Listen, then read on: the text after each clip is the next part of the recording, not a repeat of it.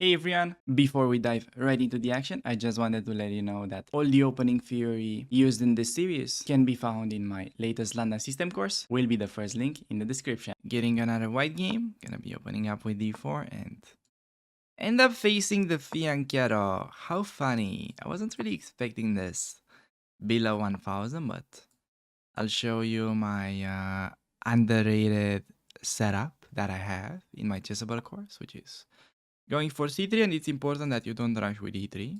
Because for us, it's gonna be about pushing in the center with e4. And against that move, I think you can just go bg5. To be honest, I'm not sure this is included in the course, but it's actually pretty logical to play. And against g5, I think just bishop g3. There's like one funny line where we sack a piece against something similar, but yeah, I guess we're just gonna be playing the structure, and yeah, I think white should be a bit better. When they do that, queen b3 comes to mind. Also, e4 is pretty strong move that I like, and one nice maneuver about these positions is bringing the knight towards e3.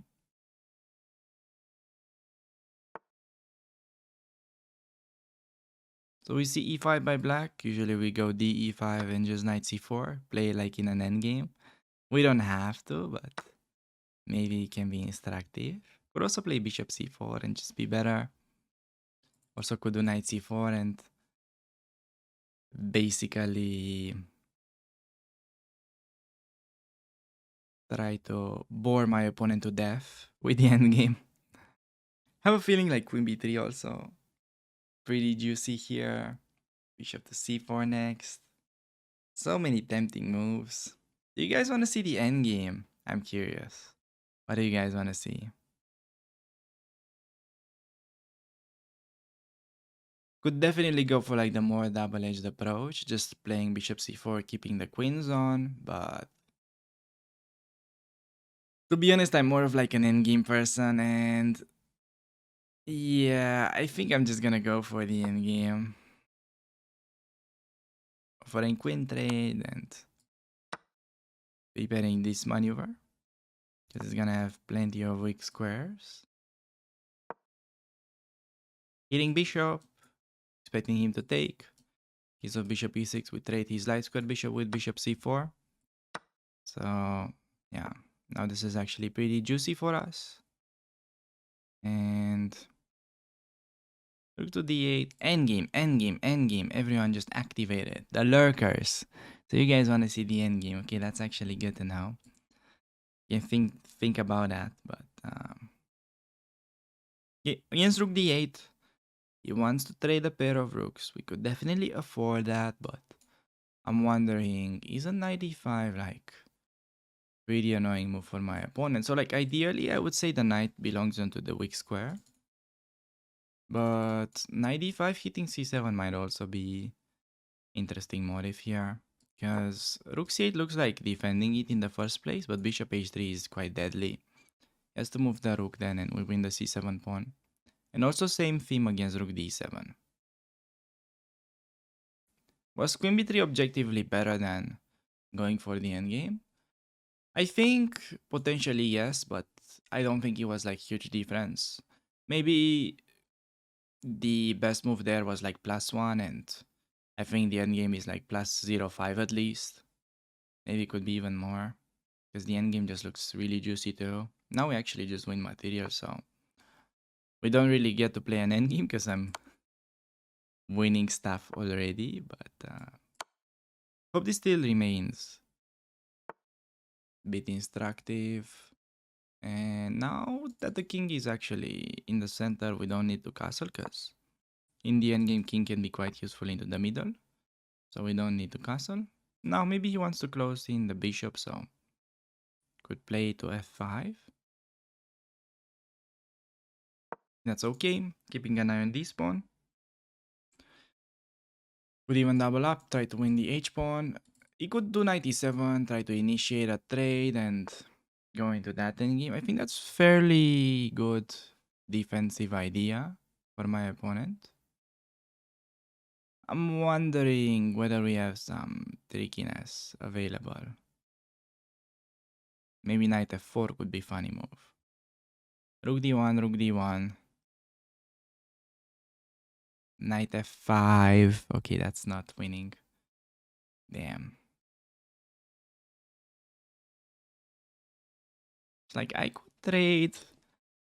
Yeah, I think we've got to play that, like knight e7 and king e7, rook d8. Because if he takes with the rook, the pawn drops. So after king takes, we just get to activate the rook. And despite having a situation where we have opposite colored bishops, just because of the fact that our pieces are so active, endgame's completely winning.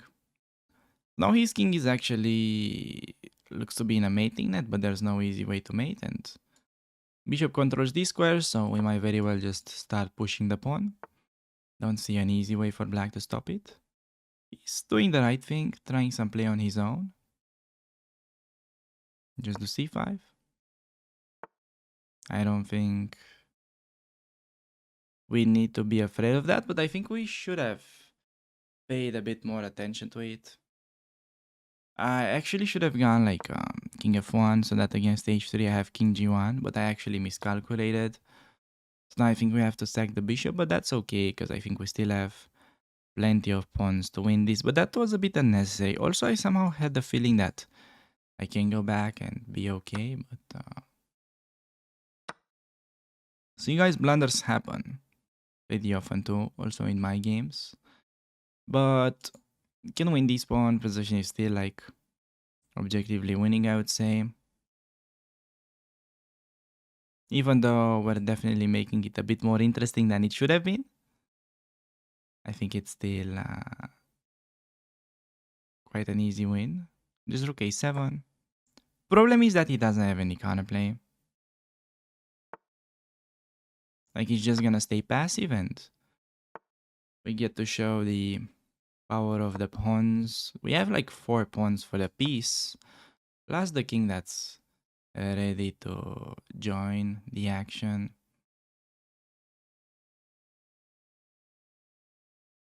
Let's give a check first and then rook a7. Try to optimize my rook. Needs to stay on e6 to protect the pawn. Get to win another one. So we can give back the piece, but okay. Do you guys want to see the rucksack? That could be actually pretty funny. But it's like way too unnecessary. Actually, I made a mistake because now I allowed rook a8. Should have started a4 as I wanted. But somehow I just relaxed there. It's still like winning, but